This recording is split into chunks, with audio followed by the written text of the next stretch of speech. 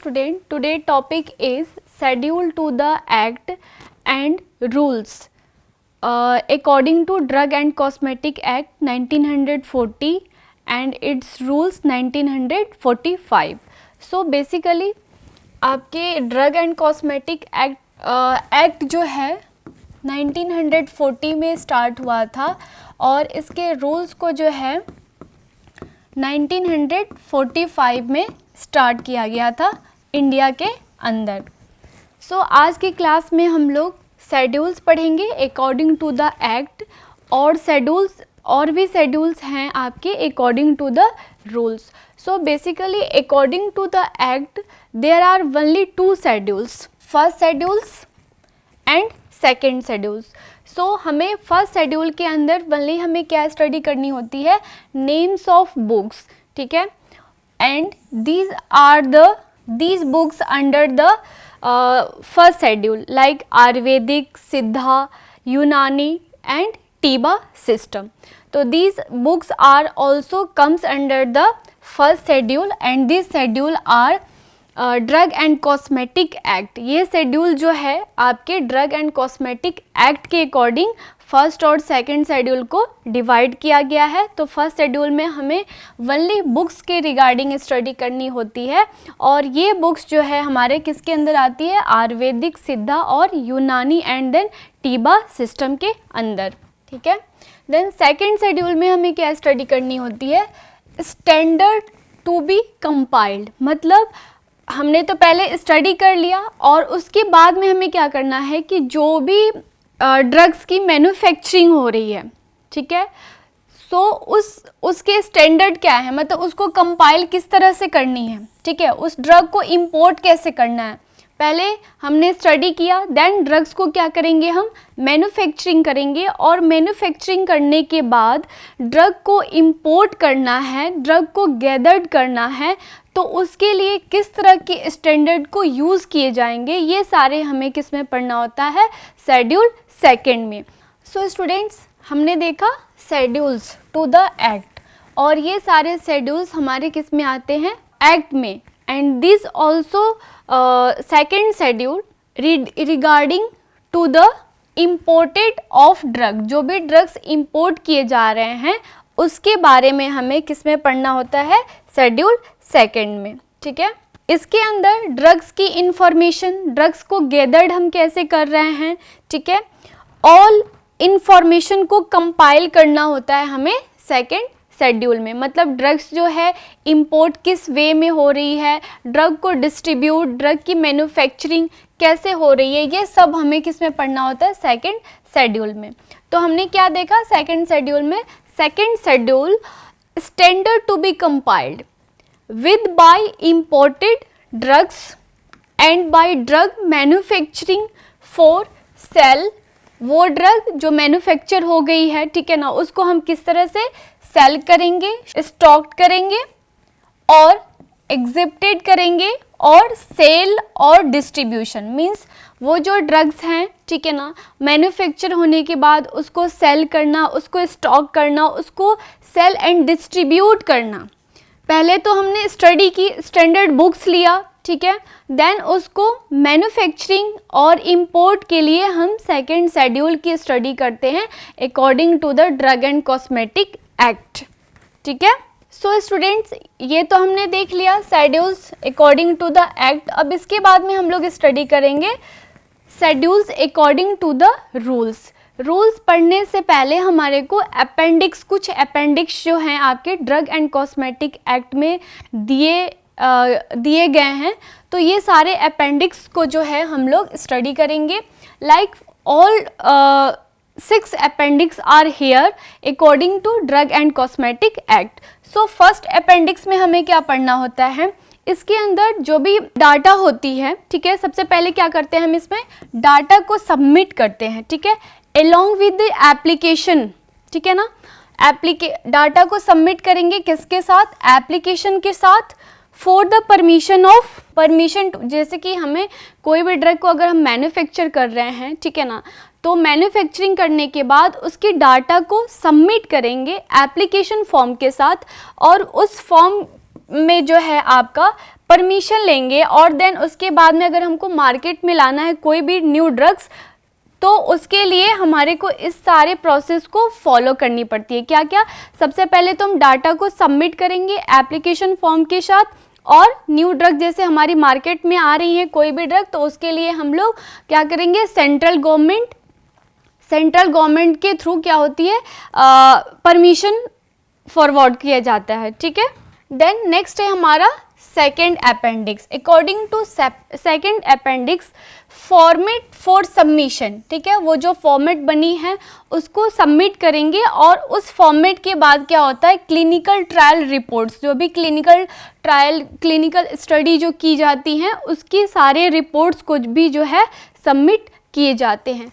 So according to the appendix second में इस तरह से प्रोसेसेस होते हैं। कोई भी ड्रग्स को जो है, या जो भी आपके ड्रग्स, वैक्सीन्स, ये सारी चीज़ें जो बनती हैं उन सब का ये प्रोसेस होता है कि सबसे पहले हमने क्या किया, ड्रग्स को, डाटा को जो है हमने क्या किया, सबमिट किया। डाटा सबमिट करने के बाद एप्लीकेशन, परमिशन ली हमने एप्लीकेशन की।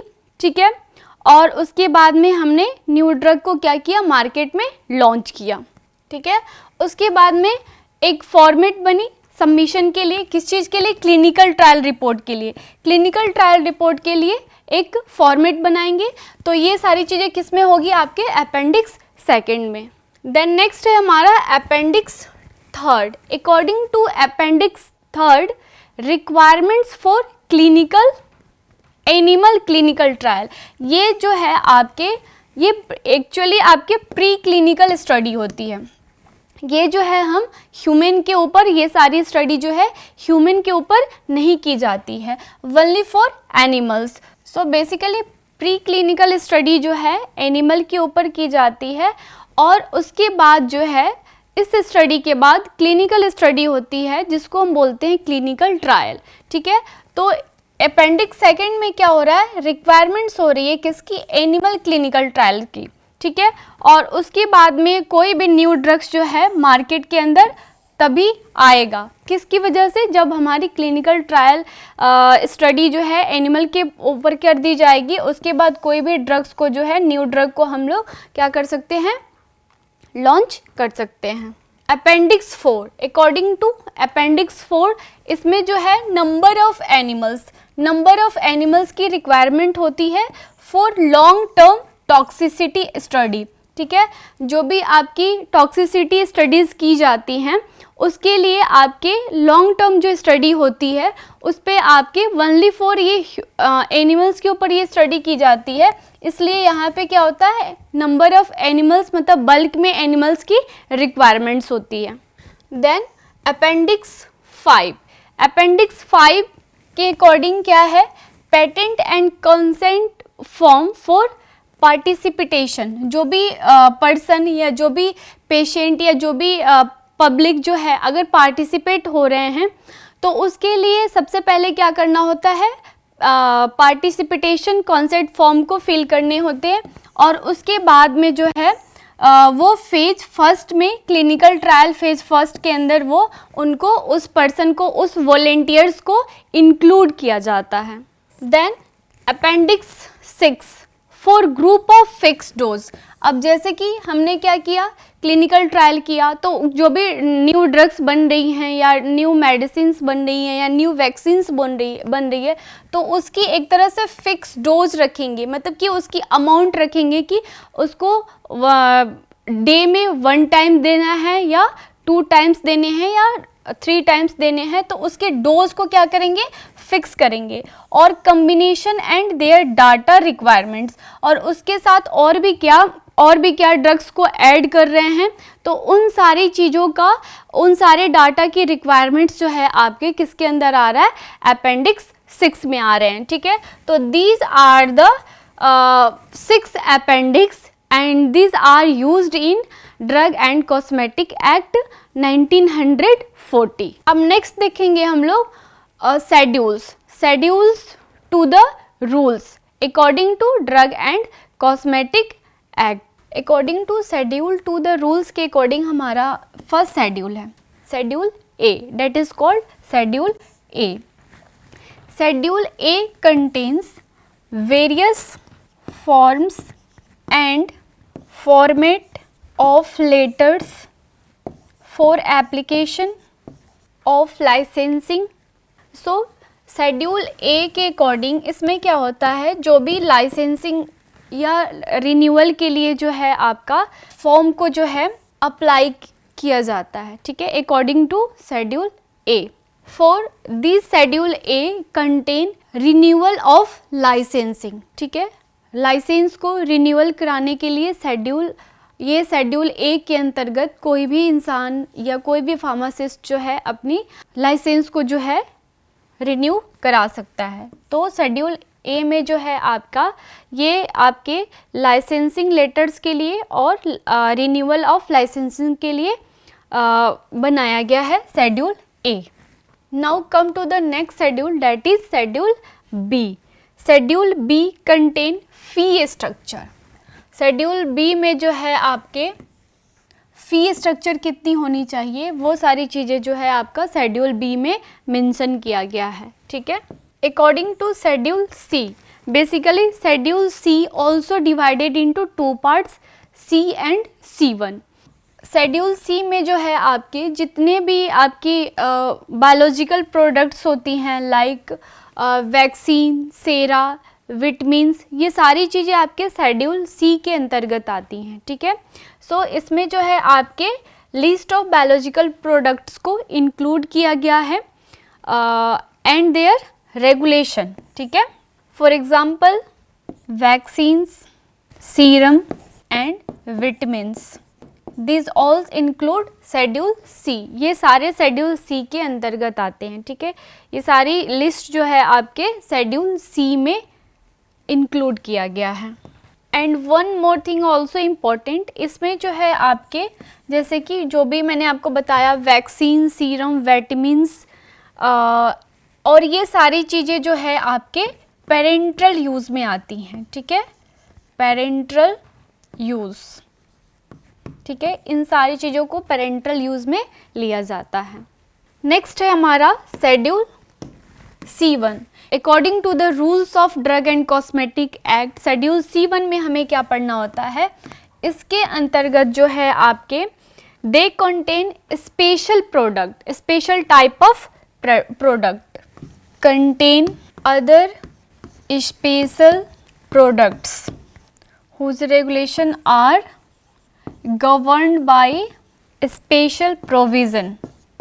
फॉर एग्जाम्पल इसमें जो है नॉन पेरेंटल यूज़ में हम लोग लेते हैं. अब जैसे कि जो भी सपोज़ मान लो अगर हमें हेडेक की मेडिसिन्स लेनी है या स्टोमक की मेडिसिन्स, स्टोमक पेन की मेडिसिन्स लेनी है, तो वनली इसमें हम लोग क्या करते हैं, वनली जैसे कि आपके मेडिसिन्स या कोई भी डाइटरी फूड या डाइटरी न्यूट्रिएंट्स जो होते हैं वो सारी चीज़ें हमारे किस में आती है, शेड्यूल C1 में आती हैं, ठीक है. तो इसके लिए जो है आपके किसी भी स्पेशल गवर्नमेंट रेगुलेशंस की जो है नीड नहीं होती है, ठीक है.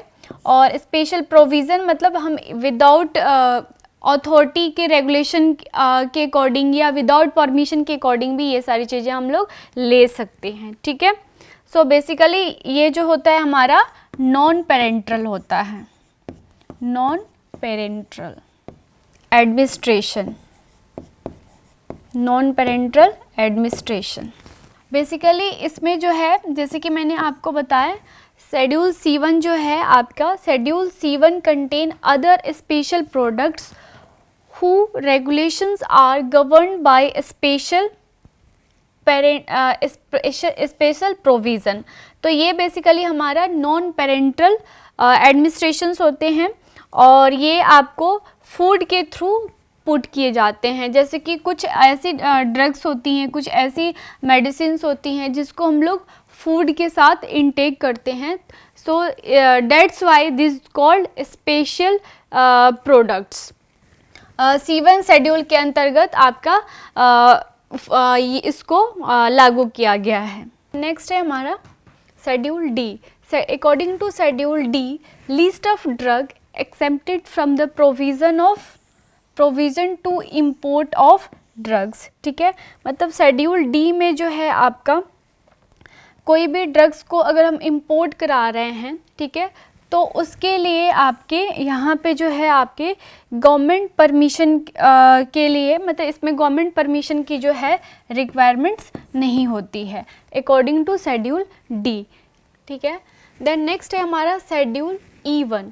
शेड्यूल E1 में जो है आपका लिस्ट ऑफ पॉइजनस सबस्टांस, इसमें जो है आपके लिस्ट ऑफ पॉइजनस सबस्टांस जो हैं लाइक आयुर्वेदिक इंक्लूडिंग सिद्धा एंड यूनानी सिस्टम ऑफ मेडिसिन, ये सारी चीज़ें हमारे किस में आती है, शेड्यूल E1 में आती हैं पॉइजनस सबस्टांस। और वो सारे सबस्टांस किसके अंडर होंगे, आयुर्वेदिक सिद्धा एंड यूनानी सिस्टम ऑफ मेडिसिन के अंदर, ठीक है।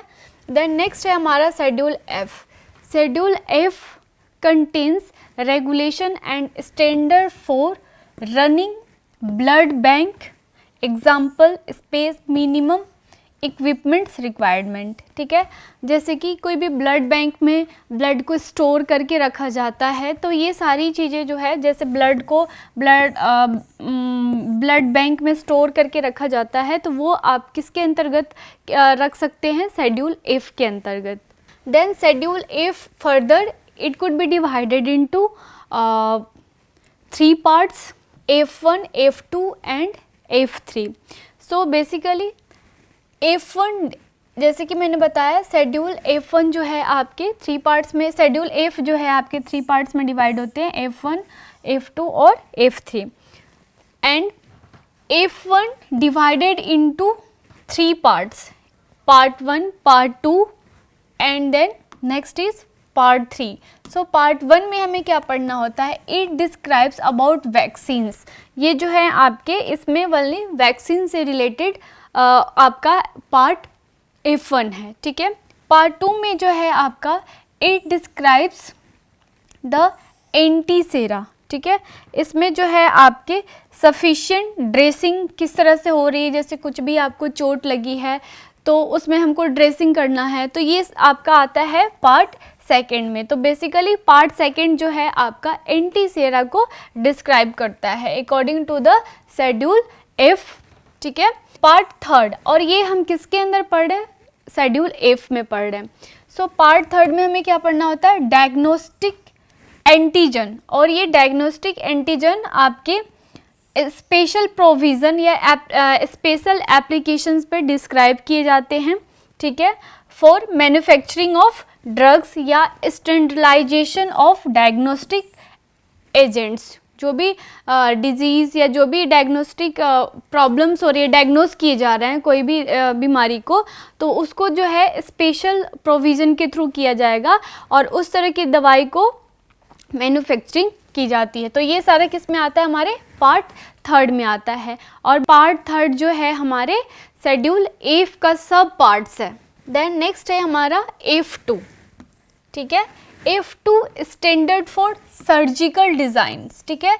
जो भी चोट लगी है तो उसके ऊपर हम क्या करेंगे, बैंडेज करेंगे या सर्जरी करेंगे, तो ये चीज़ हमारी किस में आती है, शेड्यूल F2 में आती है। According to schedule F3 describes the standard for umbilical tapes, जो भी चोट लगती है, ठीक है, या जब बच्चा बॉर्न होता है तो उसकी जो नाभि होती है उस पे जो टेप्स लगते हैं, तो वो सारे टेप्स जो है या उस तरह की जो सर्जरी होती है, उस तरह की सर्जिकल जो डिज़ाइन की जाती है, वो आपके आते हैं शेड्यूल F3 में।